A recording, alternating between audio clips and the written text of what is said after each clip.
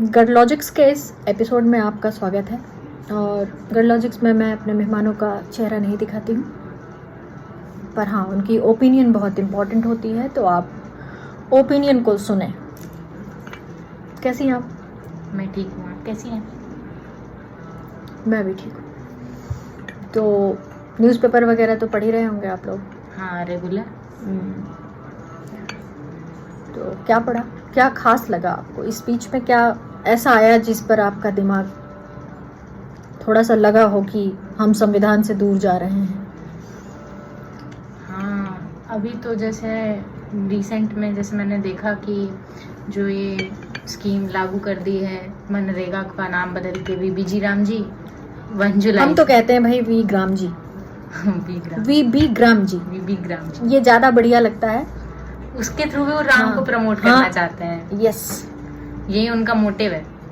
Yes. वो हर जगह बीच में डैश लगा के राम को हाईलाइट करना, फिर राम जी करके, मतलब उनको हर जगह और ऐसे कर करके अजीब अजीब से उसी का फुल फॉर्म बना देना, मतलब इतना बड़ा बड़ा उनको मेनली राम हाईलाइट करना होता है। राम हाईलाइट हो गए पहले, लेकिन ये था कि पहले जो राम हाईलाइट होते थे उसमें राम के काम होते थे।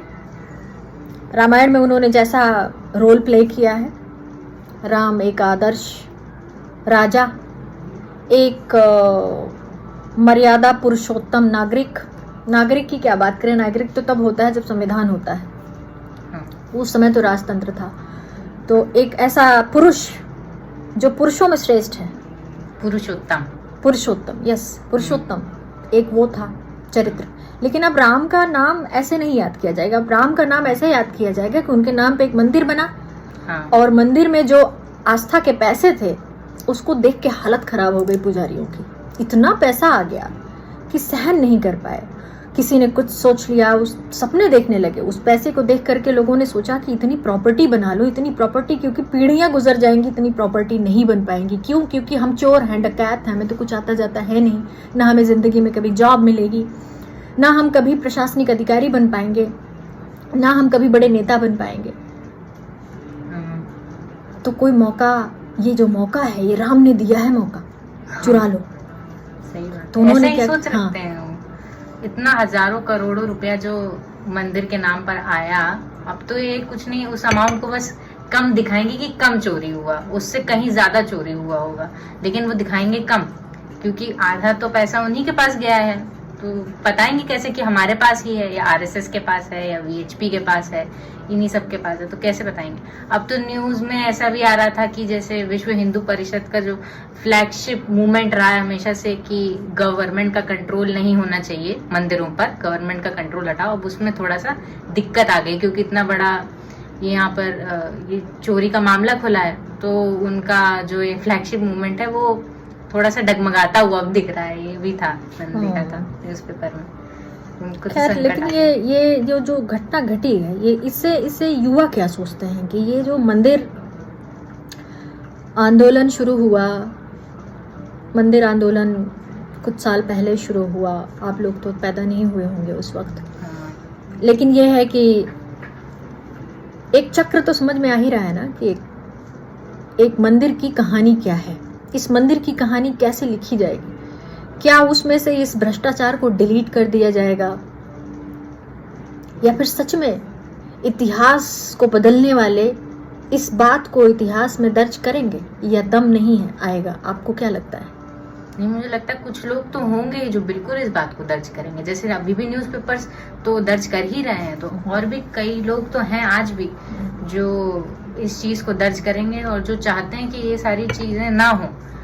कम से कम जब इतने करोड़ों लोगों की आस्था है भगवान पे, और उनके नाम पर ये लोग इतनी बड़ी चोरी कर रहे हैं, तो कई लोगों को बुरा लगेगा। वो बिल्कुल चाहेंगे कि सबको पता चले, सबको पता चलना मतलब चाहिए। आपको लगता है कि लोग हर्ट हुए हैं इस चीज से? हाँ, बिल्कुल हुए हैं। क्या कहते सुना है आपने? कुछ ऐसा कहते सुना है? शहर में भी तो बहुत सारे लोग ऐसी बातें करते हैं कि भाई, इवन बहुत सारे ऐसे, मतलब आपको दो कैटेगरी मिलेगी। एक तो ये कहती है कि मंदिर ट्रस्ट जो है उसमें अन्य लोग बैठे हैं, पुजारी अन्य लोग हैं, राम के प्रेमी अन्य लोग हैं, तो सभी कैसे ऐसे हो जाएंगे। इसमें भी कुछ लोग चालाकी से बचने की कोशिश में लगे हुए हैं कि हम पर आंच ना आए, जिससे ये दुकान चलती रहे।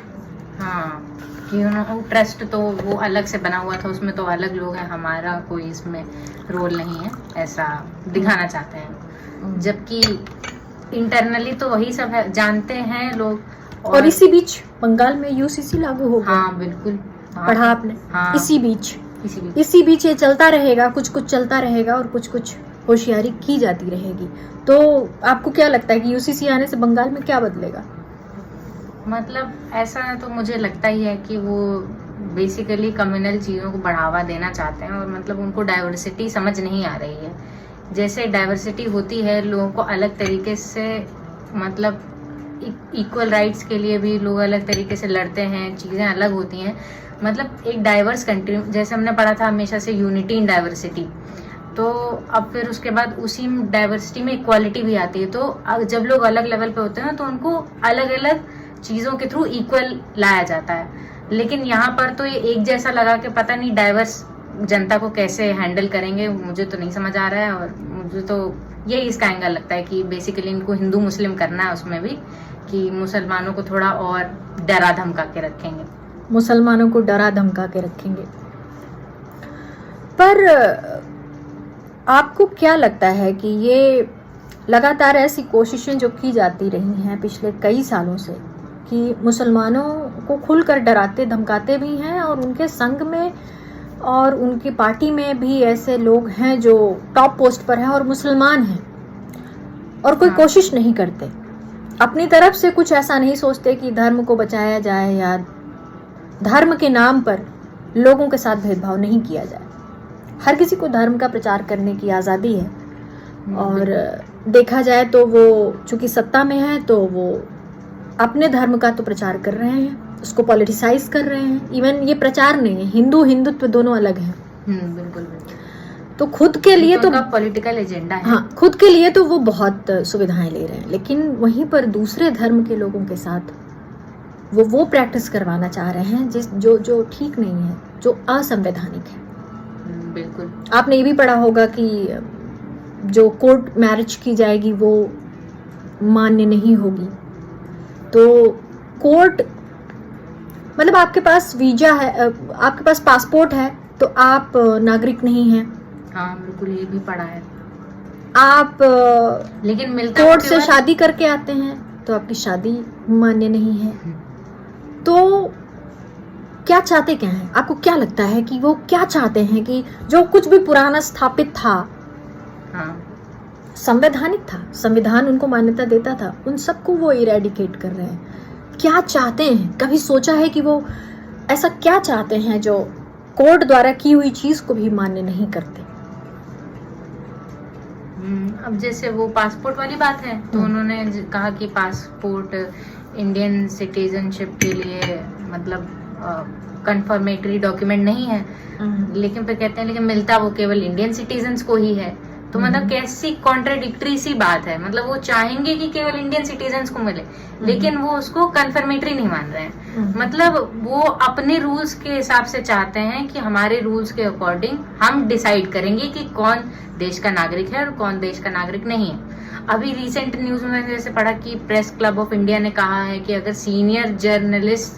दो सीनियर जर्नलिस्ट को उन्होंने मतलब उनके ऊपर सवाल उठे SIR में कि आप भारत के नागरिक हैं नहीं, मतलब उन पे बहुत ज्यादा कड़ाई हुई ऐसा।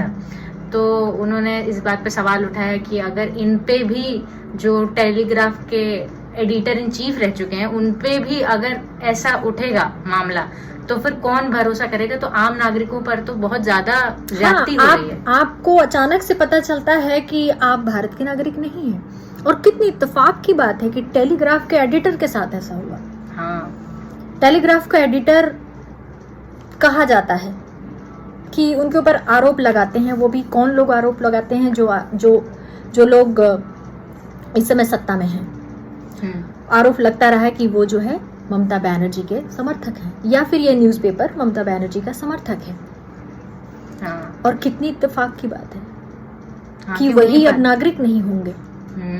बिल्कुल। इंटेंशन क्या कहता है? इंटेंशन देखो, कोई व्यक्ति पापी है तो पापी है, कोई व्यक्ति गलत है तो गलत है। ऐसा नहीं हो सकता कि आज आप 10 कदम पाप करेंगे और 11वें कदम पर आप पुण्यात्मा बन जाएंगे। ऐसा कैसे हो रहा है कि उन्हीं लोगों की नागरिकता जा रही है जो इनके समर्थक नहीं है? हाँ बिल्कुल। ये क्या बात होती है कि जो आपके समर्थक नहीं है, या समर्थक और विरोध की बात ही नहीं है, जो आपकी आलोचना करते हैं उनको आप धीरे धीरे धीरे धीरे ये बता रहे हैं कि आप नागरिक नहीं। कभी आपका वोट देने का अधिकार छीन लिया जाता है, तो कभी आपकी, और कहते रहते हैं कि हाँ आपका ये जो कार्ड है वो नागरिकता का प्रमाण पत्र नहीं है, आप चलिए प्रमाणित कीजिए कि आप नागरिक हैं।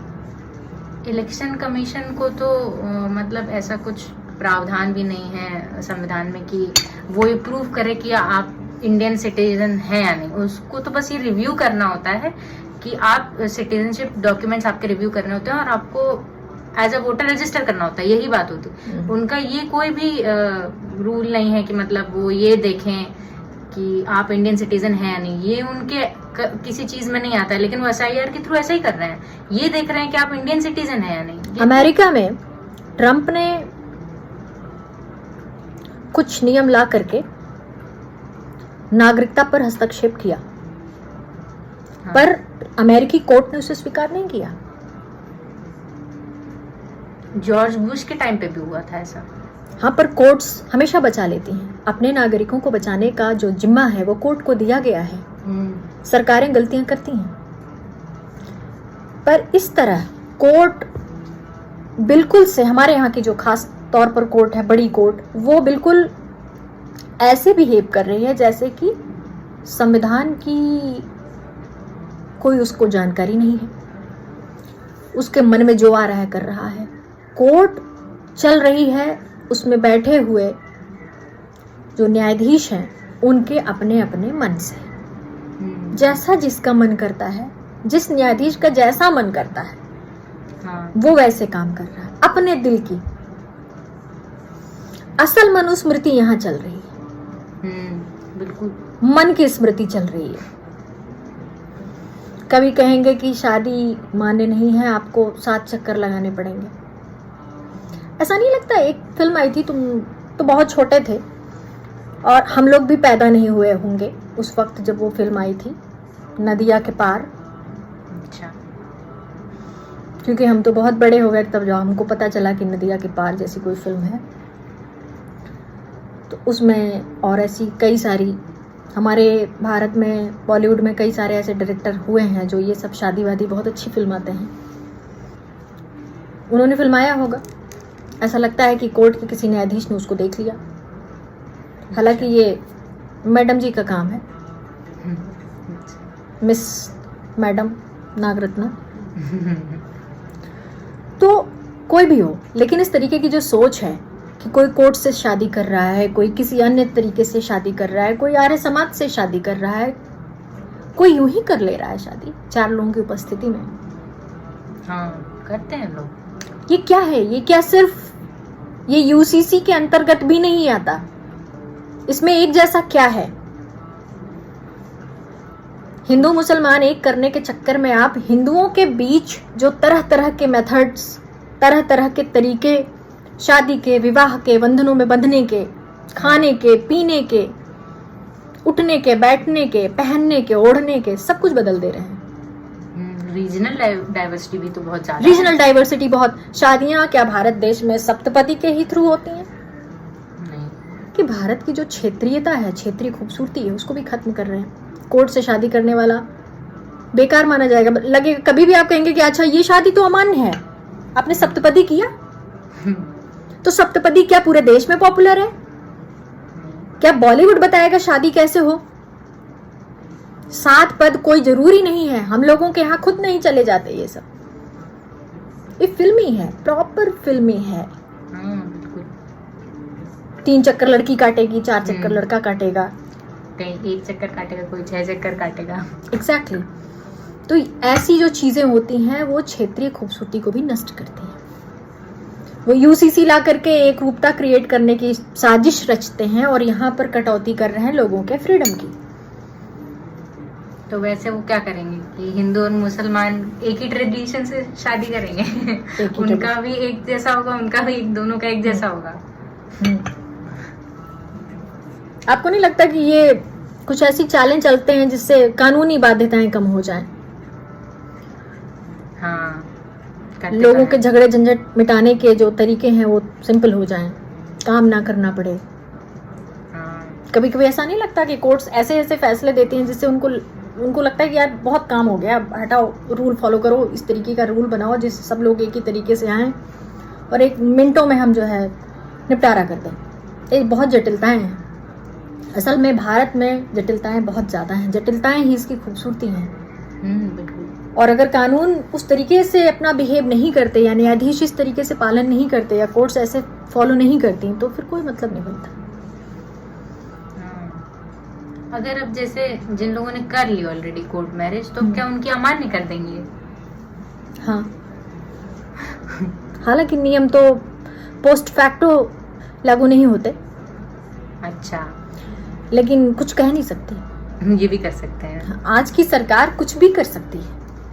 बिल्कुल। आज की सरकार का कोई चरित्र नहीं है और यही सबसे खास बात है, वो सैद्धांतिक नहीं है।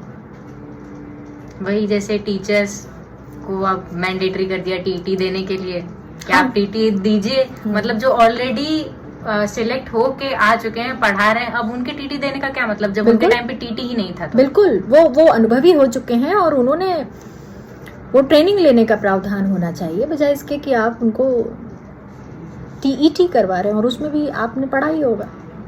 हाँ, लीक हो गया महाराष्ट्र में तो। लीक, ये सरकार लीक सरकार है, इसका कुछ भी प्रूफ नहीं है, सब लीक हो जाता है। बस फिर हम SIT तो ये क्या, आपको क्या लगता है ये क्यों लीक होता रहता है? हुआ क्या है? ये महाराष्ट्र का टीईटी का पेपर कैसे लीक हो गया? महाराष्ट्र का टीईटी का पेपर लीक हुआ है और इसके एंगल्स जोड़े जा रहे हैं बिहार और हरियाणा से, कि वहाँ के कुछ ग्रुप्स हैं जो किसी बहुत बड़े ग्रुप के अंडर काम कर रहे हैं और फिर उसके बाद जिस कंपनी को Maharashtra state council for examination ने वो दिया था, टेंडर दिया था कि आप प्रिंट करिए, बहुत सिक्योरिटी प्रोटोकॉल्स के साथ उन्होंने प्रिंट किया, मतलब 2 महीने पहले उन्होंने दिया था, एग्जामिनेशन के 2 महीने। पेपर महाराष्ट्र का और छपाई आगरा में हुई थी। आगरा में हुई? हाँ, छपाई आगरा में हुई, महाराष्ट्र का पेपर था। तो और मिनिस्टर को पता नहीं है ये बात? उनको मालूम, मतलब अब ऐसा तो मिनिस्टर के बारे में कुछ ऐसी बात नहीं थी, बस वही था कि जो, हाँ, मिनिस्टर को नहीं पता है, महाराष्ट्र के मिनिस्टर को, अच्छा, एजुकेशन मिनिस्टर को ये बात पता नहीं कि कौन सी कंपनी ने पेपर छापे। यस, ये तो पढ़ने में ही नहीं आया, पता नहीं चला, तो बहुत गड़बड़ बात है कि उन्हीं को नहीं पता है कि यस, उनको नहीं पता कैसे एग्जाम कंडक्ट करा रहे हैं, फिर किस रिस्पॉन्सिबिलिटी के साथ। वो राम मंदिर में इस समय बिजी होंगे, यूसीसी में बिजी होंगे, क्योंकि इनके मिनिस्टर्स एक जगह कुछ भी हो रहा होता है तो सारे वहीं इकट्ठे हो जाते हैं, क्योंकि अपना अपना डिपार्टमेंट तो संभालने आता नहीं। हाँ, इनका कहीं कुछ चुनाव चल रहा होता है तो वहाँ प्रचार करने पहुंच जाते हैं, मतलब एग्जैक्टली, यस, कोई पूरा नहीं, अमला, हाँ, सब एक साथ, जैसे सब एकदम मिलजुट कर हम एक हैं, चल रहे हैं प्रचार करने, ऐसा बहुत खराब है। मतलब इतना वो पेपर भी लीक हो गया, फिर उसके बाद तो वही वो कह रहे हैं कि अब उस बीच जब कुछ ब्रीच हो गया होगा तो अब हम देखेंगे क्या ब्रीच हुआ, कैसे लीक हुए पेपर, पता ही। एक्चुअली क्या है कि वो मानवीय गरिमा उनके लिए कुछ नहीं है, एक स्टूडेंट की गरिमा उनके लिए कुछ नहीं है, नागरिक उनके लिए कुछ नहीं है। भारत क्षेत्र में रहने वाले किसी भी व्यक्ति की जिम्मेदारी वो नहीं लेते, पर वो सत्ता में बैठेंगे। क्यों? क्योंकि वो हिंदू धर्म के प्रतिनिधि हैं। क्यों? पता नहीं, क्योंकि पाकिस्तान बन गया। हाँ। उनकी सोच का कोई आधार नहीं है। पाकिस्तान में तो यहाँ वो हिंदुस्तान बनाएंगे, हिंदुस्तान बोलते हैं वो, हाँ, हिंदुस्तानी वो हिंदुस्तान बोलते हैं। उनके ज्ञान का भी आप इससे पता लगा लीजिए कि वो, उनकी सोच कितनी छोटी है। उनको न साहित्य का ज्ञान है, न इतिहास का ज्ञान है। आपने देखा होगा कि वो भी एनसीईआरटी की पुस्तक में वो जो नर्तकी, हाँ, मोहनजोदारो में जो स्त्री नर्तकी मिली थी, उसको उसका रंग रूप बदल दिया, हाँ, उसको सिविलाइज्ड बना दिया। सिविलाइज्ड मतलब कपड़े पहना दिए, थी। अच्छा। अब वो सिविलाइज्ड हो गई है। अब वो सिविलाइज्ड हो गई है, लेकिन रियल में उनका कैरेक्टर कैसा है कि जब किसी लड़की का बलात्कार हो जाता है और बलात्कार मिनिस्टर्स करते हैं या भाजपा के सांसद करते हैं या भाजपा के मंत्रियों का नाम आता है या उनके बेटों का नाम आता है, तो उन्हें बचा लिया जाता है। हाँ। और एक मूर्ति को जो रियल में, जो खुदाई में मूर्ति मिली है, जिसके बारे में एज इट इज जानना चाहिए स्टूडेंट्स को, उनको कपड़े पहना रहे हैं। इसे क्या कहते हैं? इसे कहते हैं हिपोक्रेसी। बिल्कुल। इसे कहते हैं हिपोक्रेसी। मंदिर में झूठ बोला जाता है, मंदिर में चढ़ावा जो पब्लिक श्रद्धा से वहां जाकर अपने दिल में जो भी आता है उसका दान करती है, तो उसको चुरा लेते हैं, उससे प्रॉपर्टी खड़ी करते हैं। इतना करोड़ों में पैसा इकट्ठा हो जाता है कि उसके लिए जमीनें खरीदी जाती हैं, बड़े बड़े प्रॉपर्टीज, बड़ी बड़ी गाड़ियां।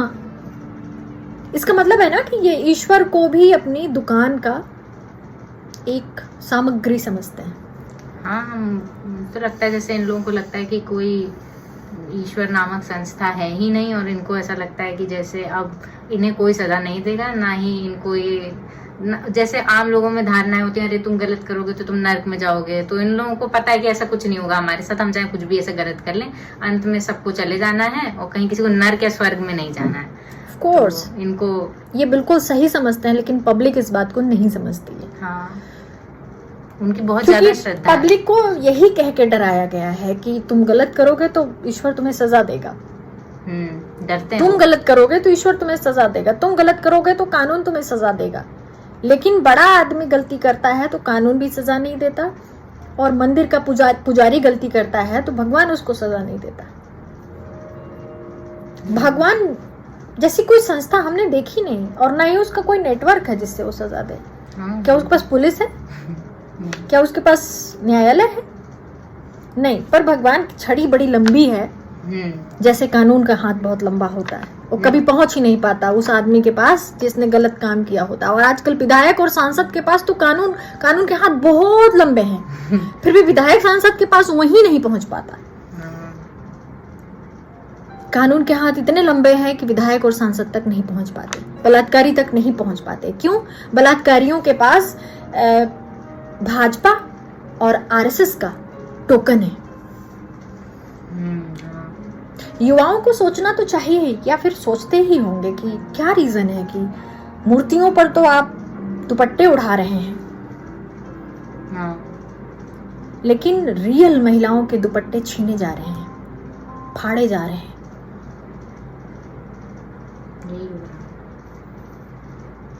सड़कें सुरक्षित नहीं है, रात में आप निकल नहीं सकते।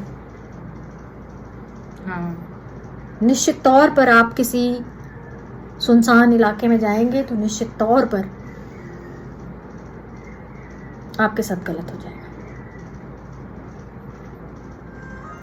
अब तो लोगों को जैसे लगता है, डर भी नहीं लगता है बहुत लोगों को। कैसा डर? कि पुलिस का या सरकार का डर ही नहीं लगता है, जैसे दिन दहाड़े या फिर कभी भी रात उन लोगों में। को ना, हाँ बिल्कुल, धार्मिक लोगों को, हाँ, भाजपाई लोगों को। हाँ, क्योंकि पुलिस भी सांप्रदायिक किस्म से ही बिहेव कर रही है। आज की पुलिस बिल्कुल वैसे ही सोच रही है, वो भी भूल गई है कानून। सबको लगता है भाई बाईपास कर देते हैं, हाँ, जब इस देश में हाँ बलात्कार के आरोपी खुद अपनी जांच कर रहे हैं, तो क्या संदेश जाता है? हम लोगों को जैसे बचपन में घरों में भी बताया जाता है कि बहुत गलत काम नहीं करने चाहिए, तुम लोगों का पाप का घड़ा भर जाएगा। तो इन लोगों का नहीं भरता है पाप का घड़ा कभी। हाँ, शायद इन्होंने अपने घड़े की जगह टंकी बनवा रखी है, इसीलिए नहीं भरता। और दूसरा नल चल रहा है जहाँ से वो बाईपास हो रहा है। हाँ बिल्कुल करेक्ट समझा। गर्लॉजिक्स में इतना ही, फिर बात करेंगे अगले सप्ताह। चाय पियेंगी आप? हाँ बिल्कुल। ओके, टाटा।